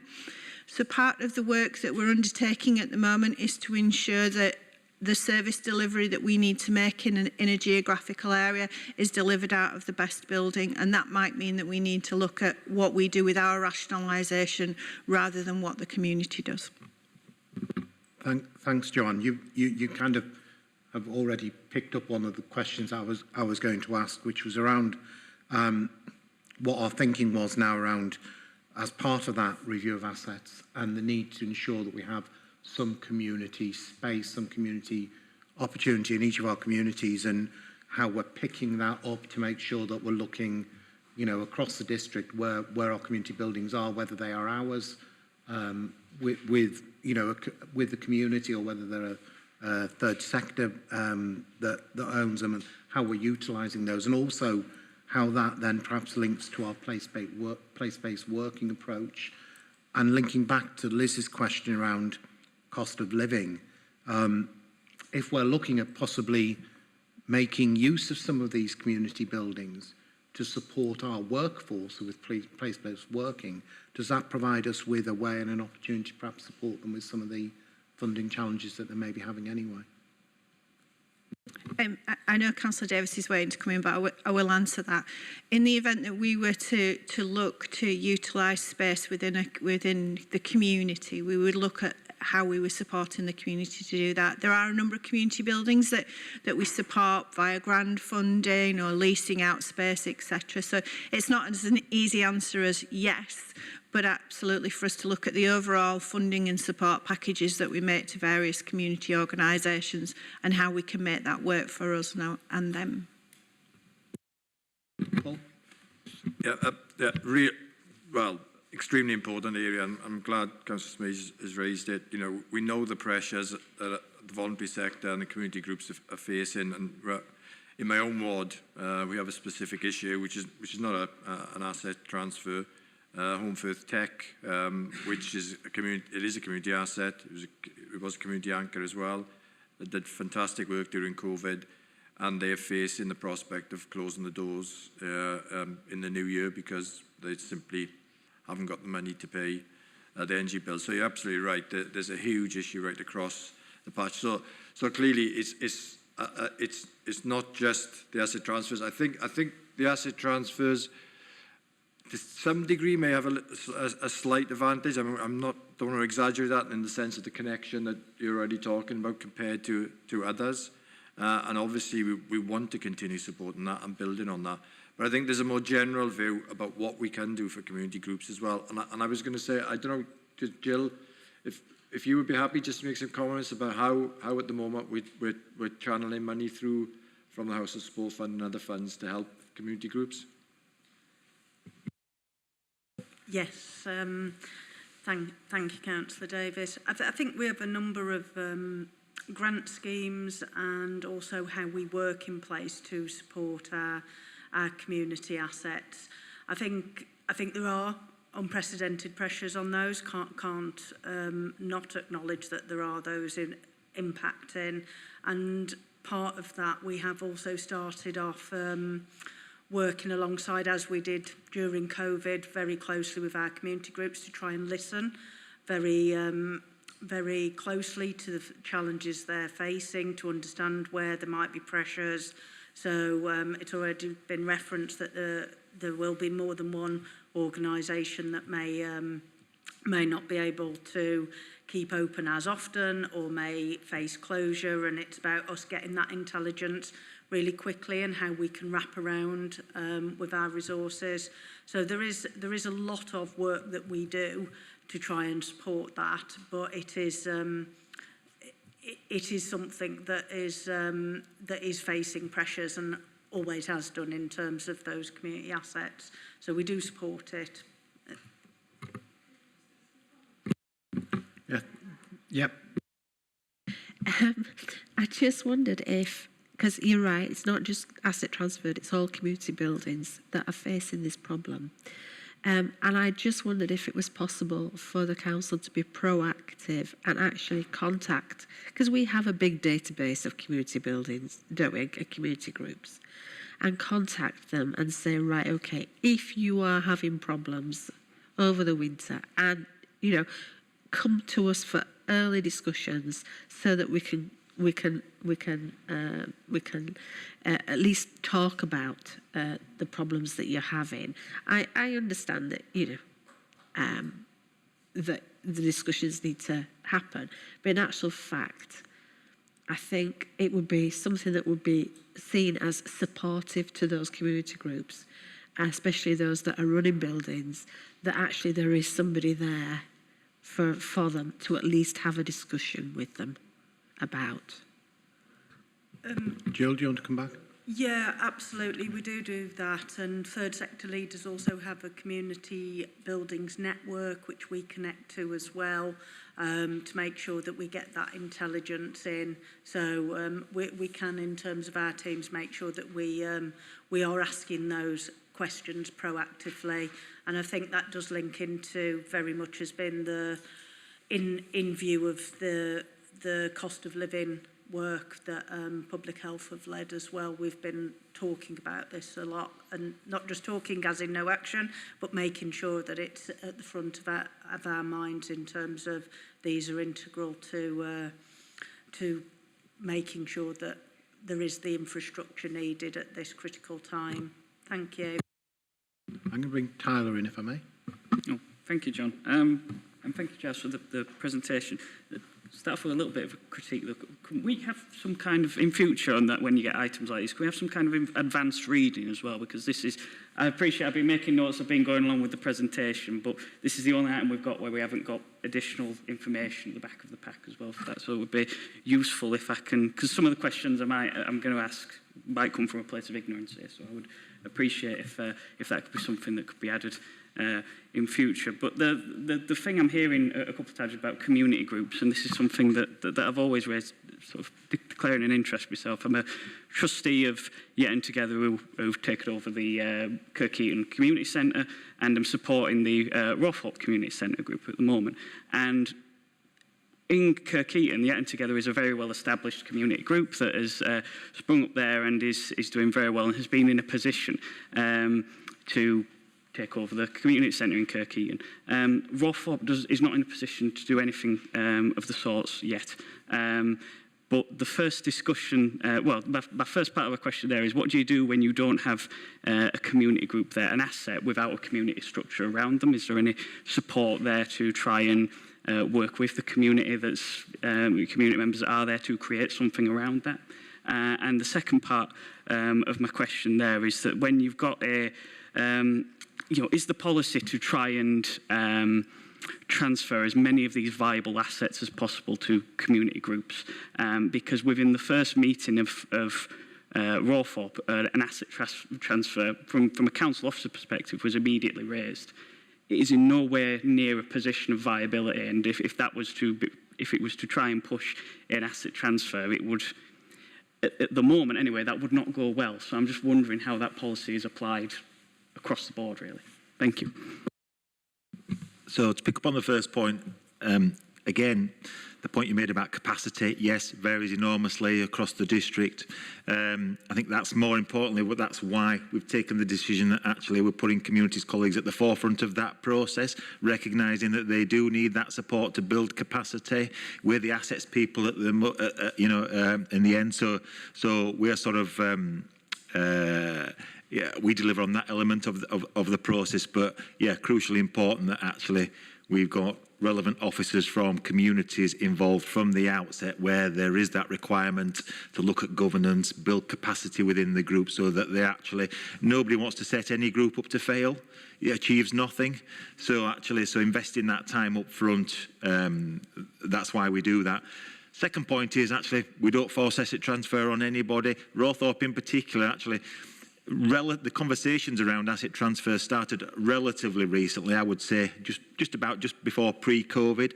I think there was some recognition there that actually them as a group were actually ready to take asset transfer forward. So you can be reassured that actually this isn't about forcing assets onto groups or communities. That achieves nothing for us. As I say, the council has to be confident. There's the statutory controls around how the council disposes of its assets. We can't dispose of assets for less than best consideration unless we can demonstrate that they're going to deliver that social, economic or environmental benefits. So it's crucial that groups are in a position to take the asset on. Nobody should feel forced to take an asset transfer. That's why working with locality is so important to us, because they help us have a conversation with community groups about how they can build that capacity. I think anybody who thinks running a building is about opening it up and paying an energy bill is sorely mistaken. There's significant health and safety and financial management issues to be worked through as a community group if you're to take that on. I would say, though, that in the event that a community group wishes to take on an asset and has capacity to do so, we do have a presumption that we should move towards that.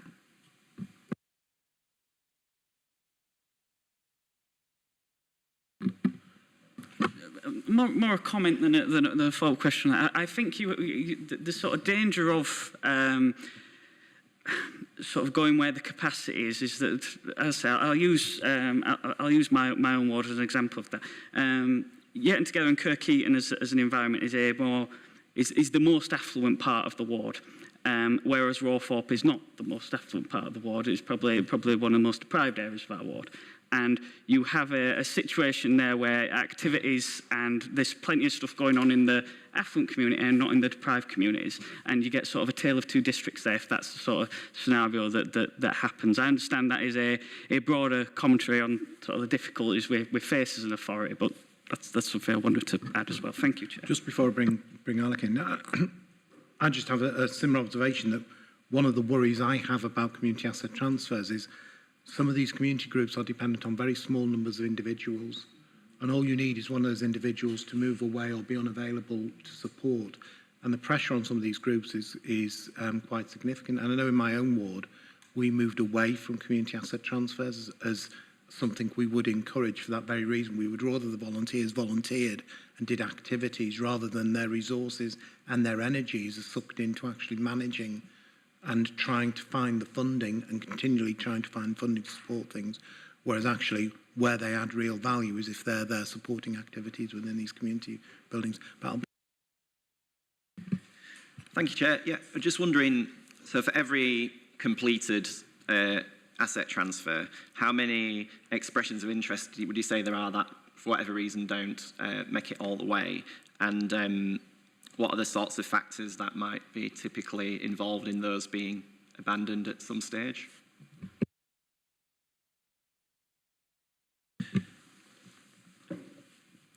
That capacity varies, as we've said, throughout the district, really. Asset transfers, we don't put any timescales on asset transfers. They take as long as they will take. Some groups, and all groups, go at different pace. To be fair, for a variety of reasons, be it other priorities or pressures at any one time, capacity within the group. So we have a number of cases that are on the books, asset transfers that, for a variety of reasons, are arguably progressing slower than others. We have some that have been abandoned by groups. Again, their decision sometimes changes in circumstances, sometimes an acknowledgement that community asset transfer is not the right vehicle for them to take on an asset. It isn't the only option that we have available to us. Obviously, the council's in a position to grant leases outside of the community asset transfer process, so sometimes there's some acknowledgement. So it isn't a one-size-fits-all process for all, to be fair. Some do fall by the wayside, but as I say, I would like to think that that's not, due to the council providing, obviously, support to all of these groups, we provide all groups with equal amounts of support and go over and above that where it's required. But yes, there are some casualties, if you want to call it that, but that, in general, that will be a decision for the group rather than the council doing a U-turn on a decision on an asset. Or Alec? Just any rough numbers on those? I can get you numbers. They will be in the minority. I can say that confidently. Yeah, 23, as I say, successful ones to date, but there are some examples of where they haven't progressed for other reasons. I'm going to try and pull this item to a close if people are comfortable. I think what we've picked up, certainly there is a request for an action to make sure that this networking that there is for community asset transfers, that we reach out to all of the assets that have been transferred and make sure those groups are aware and are encouraged to attend those meetings if they are being funded by the councils. There's no cost involved because obviously a number of them may have some questions or challenges. And then I think also we were picking up, I think, through the communities team, Jill, to make sure that we're using our networks to reach out to all community buildings to at least encourage them to say, come and talk to us and we'll signpost you and offer you advice if we can with some of the cost of living challenges that you may have. Also, we may not necessarily have lots of deep pockets and money to pass to them. And I think then there was a final point we just picked up then at the end, wasn't it? Around, it was supplying the numbers in terms of how many successful and how many haven't been successful. And I think, was that the actions that we picked up, recommendations? Okay. Just like to thank Joe and Giles for their presentation and Paul. And if people are comfortable, we'll move on to our final item, which is access to services and libraries. Not sure who wants to kick off.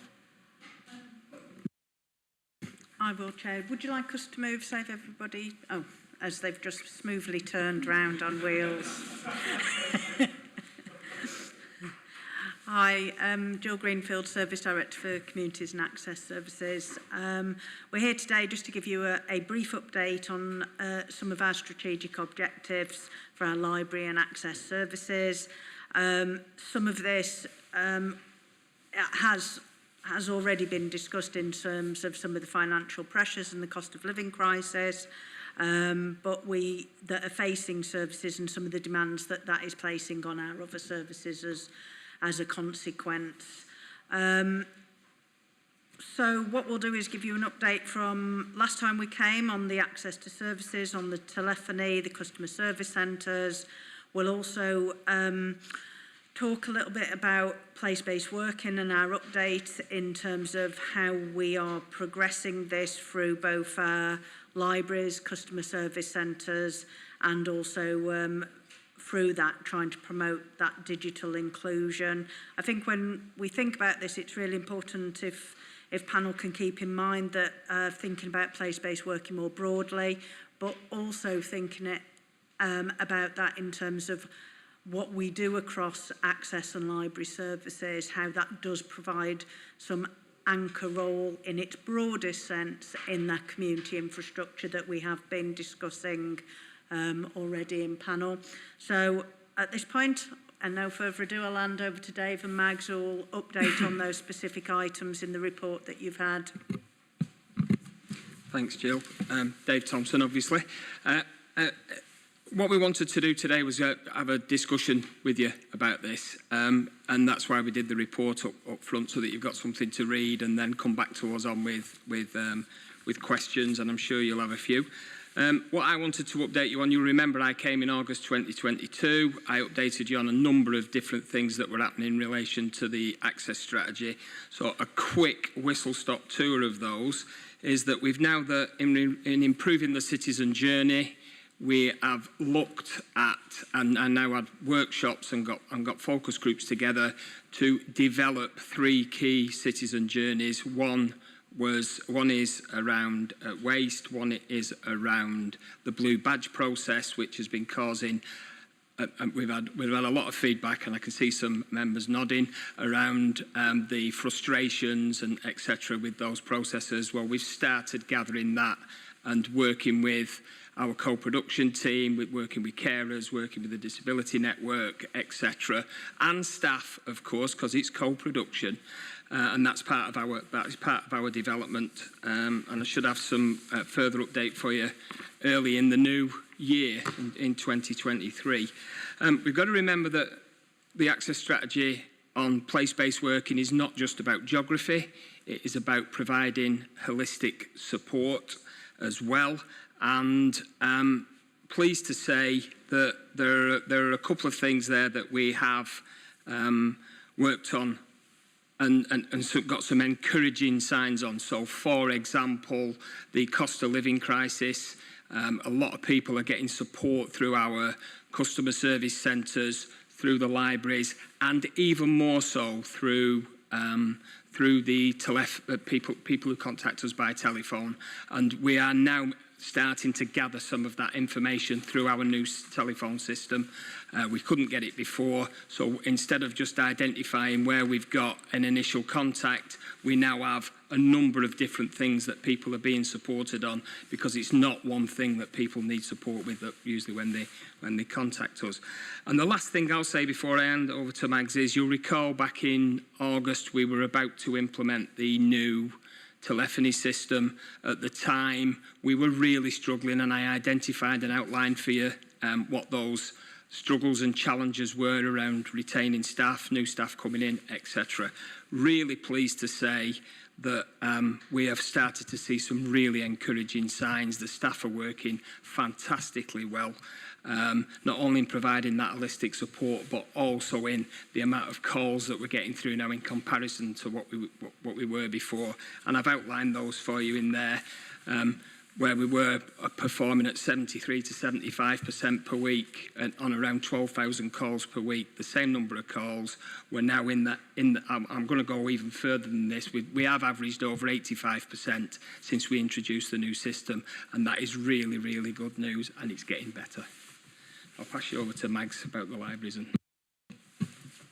Thank you, Dave. So, Mags Rogerson, Head of Local Integrated Partnerships. I'm just going to give you a brief overview of how the libraries are supporting the access strategy.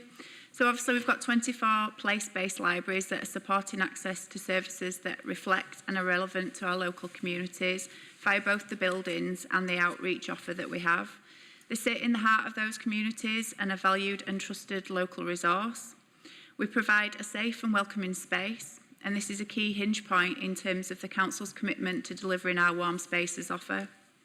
We support digital inclusion, and we're key in ensuring that access strategy is effective, both by providing free access to IT, to Wi-Fi in all of our libraries, as well as access to working spaces, PowerPoints. We're a key partner in the Kirklees digital device loaning scheme, so we connect those who are digitally excluded, enabling them to be more informed, more independent, and able to manage their lives more independently and effectively. Libraries have got plans to improve their locations with accessibility as a key focus, and our library at Birkby Fartown and Almonbury demonstrate how these accessible principles have been put into practice, and we invite panel to visit these libraries to see how they've been developed with both dementia-friendly design and a friendly environments to best support our local communities. Thank you. Thanks, Max.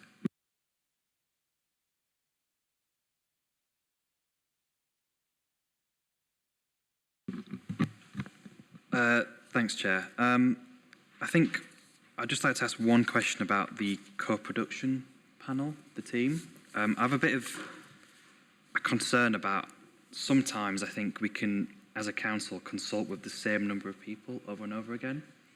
So sort of you get kind of self-appointed community leaders or leaders for certain groups of people who we can talk to consistently, because the people that we really need to consult with and get in touch with and find out where the issues are, the people who by nature don't use services. So, I'd kind of like to know a bit more about how these co-production panels are formed, and also how we can kind of outreach to people who by their nature we don't know about because they don't get in contact with council services. Thank you. Thank you. I'll start with that, and officers will chip in as we go along. Absolutely, that is something that we're really mindful of, that we don't have singular voices or the same voices. We are really keen to broaden who we listen to, and particularly those people who we're not hearing from, and that references into how we adopt and implement the Inclusive Communities Framework, which really does have that at one of its core principles. In terms of how we do that, we take a number of feedback mechanisms. It's not just one.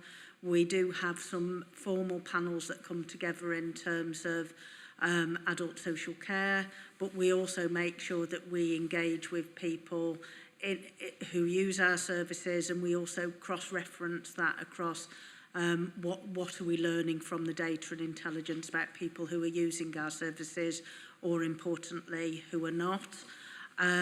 It is always difficult to put a start and, well, particularly an end to some of that in terms of how we listen to those voices, but that is how we frame that. So I hope that's some assurance that it's not singular voices, and that we continue to develop how do we get more direct feedback at the point of delivery. And we do have a number of mechanisms across all of our services which we do that. But I think for us, our focus is at how do we do that even better, and really start to notice who isn't using our services, or if data, for instance, is telling us one story, but our data in services telling us actually we're not seeing those people or that issue. And that is something we do across our management team and also across our corporate colleagues. Is there anything else that you'd... No? Do you want to come back? Thanks for that. That's a good response. I think another thing that sort of concerns me a little bit is, you know, before I became a councillor, the only time I really engaged with the council was when something went wrong. You know, I didn't quite realise just how big the organisation was. So I think it's more of a comment than a question, really. We've got to be kind of mindful of that. We've got to kind of outreach to people, because I'm also quite concerned with there's a lot of people who could be using council services or public services in general, but don't do. So we know that people generally claim a lot of support, less support from the government and the DWP than they are entitled to, for example. And a part of that is about reaching out to people. I only really go to a library if I need to print something off, I can't access Wi-Fi at home, or I need to borrow a book. You know, it's about kind of going out to people where they actually are, so they know what support and services are available to them. So that's, yeah, that is very much a comment and not a question, but I'll try and let you answer that anyway. I'm going to come in. I'm going to pick this one up, actually, Joe, because I want to introduce you to place standards, which I'm a huge, as Jill well knows, a huge advocate of. The reason I'm a huge advocate of doing place standard in my ward, and I would encourage everybody to get involved with it and do it in their own wards, is because what place standard does is exactly what you just described there, Harry. You go and talk to people who don't want to talk to the council. And I use examples of when I've done this, and I've been involved in 4 now, where I've gone and stood outside the local co-op on a Friday night when people are going in to get a bottle of wine. So you're talking to people who would never, ever consider approaching the council or talking to the council or doing an online survey. I went and spent one night up at Penistone Grammar School, actually, outside of our district, because my local football club, the juniors, trained there on a Thursday night. So whilst the kids were training, I was talking to the parents. So I'd say you're absolutely right in identifying that we need to be talking to the people who don't want to talk to us. Place stand is a perfect way of doing that. The other thing I would say, and I hope I'm right here, Jill, is that actually Community Plus have a huge role to play for us in this, because they often come into contact with those people who haven't been reaching out to the council for services, so they can probably help us very valuably in understanding why certain people or groups or individuals perhaps don't contact us. Comment at all? Just really to agree with that, and that is one of the mechanisms that we do have in terms of our community-facing staff asking those questions and feeding that back in. And again, it was something that we formalised a little bit more in terms of structures during COVID, and we've maintained some of those feedback loops, but all of our community-facing staff are required to have that feedback loop built into whatever role that they have. And I think part of that is making sure that we capture that, challenge is capturing that, and when does that tip us into system change rather than a navigating issue change, and that is something that we continue to work on. Thanks, Jill. I'm going to bring Alec in now. Thank you, Chair.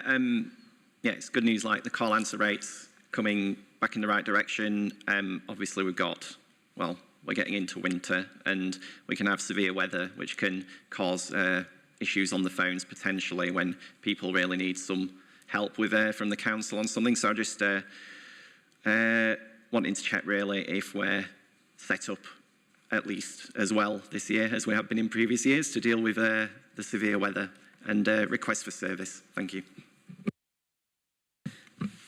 Excuse me. Yeah, you'll recall that we've actually increased the number of staff that we have within our contact centre, and they're being retained for at least 12 months. So from a support perspective, in that way, yes, we do still have our hotlines that will be staffed 24 hours in some instances, like they were under COVID.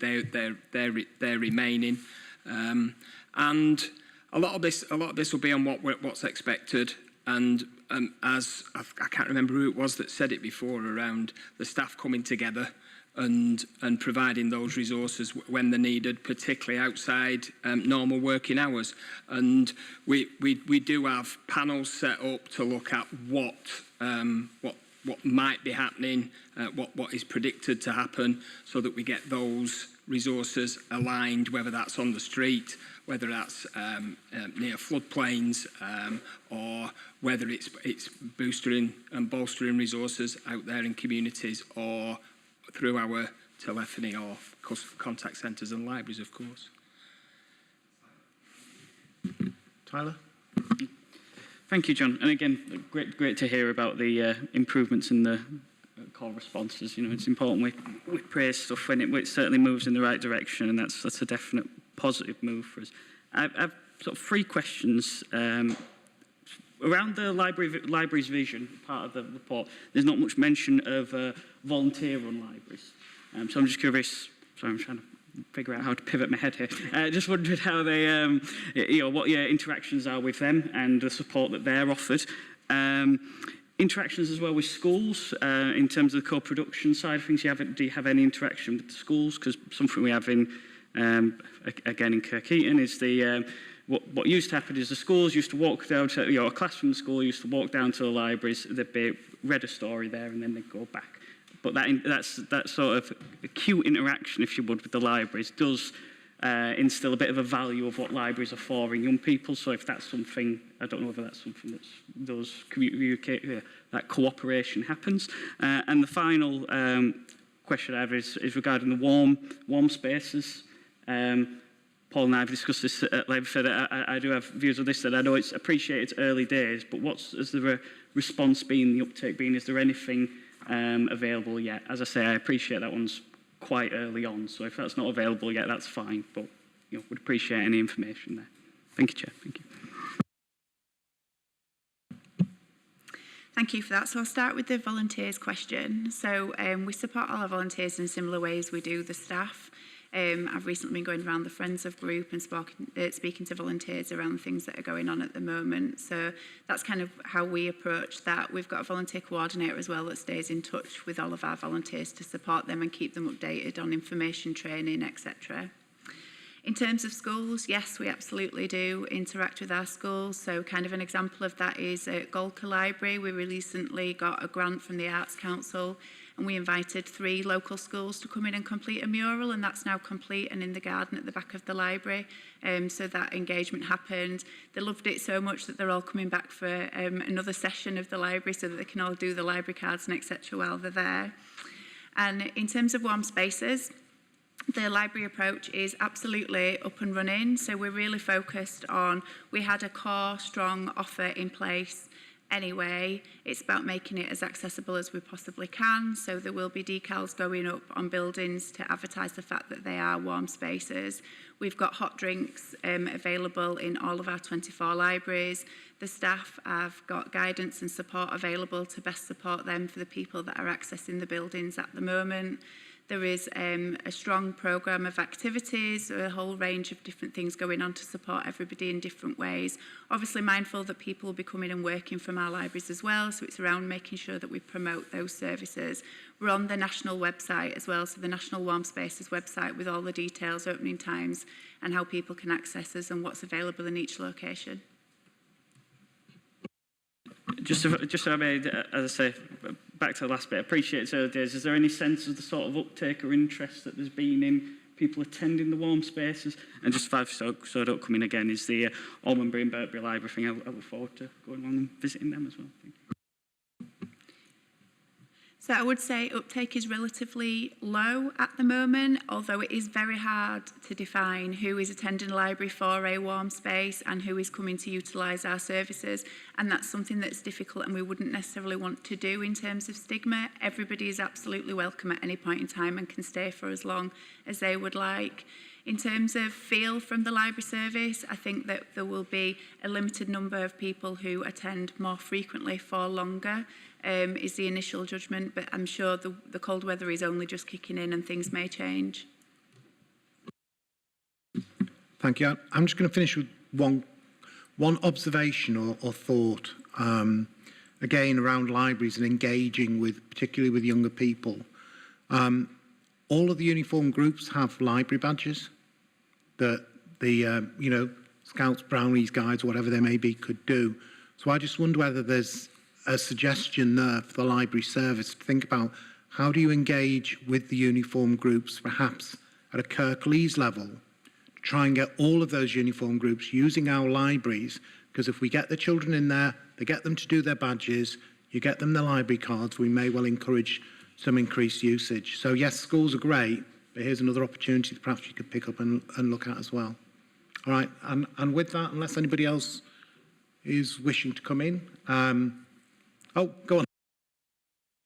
Sorry, it's probably should have been discussed in the previous agenda item, but it's a question for Councillor Davies. I know that Cabinet, was it earlier this month, approved an allocation of funding from the West Yorkshire Mayor regarding warm spaces. I know we've discussed this privately, but do we know how far we are with kind of getting the criteria and the ways that community groups can apply for that funding? Because, you know, in our ward, we've noticed quite a lot more people coming forward to the community groups through banks and so on, asking for support. So I think it is important that we kind of get that information pretty sharpish, because it's getting very cold and very dark quite quickly. Yeah, you're quite right. We've secured that extra funding, and we've more than match funded from the council itself. That work is ongoing. I don't know, Jill, you might have more detail than me on that at the moment in terms of out through one community. I think that's being channeled that way, isn't it? It is, but in terms of detail, I can find that out and come back to the meeting with that, just so it remains accurate. Is that okay, Harry?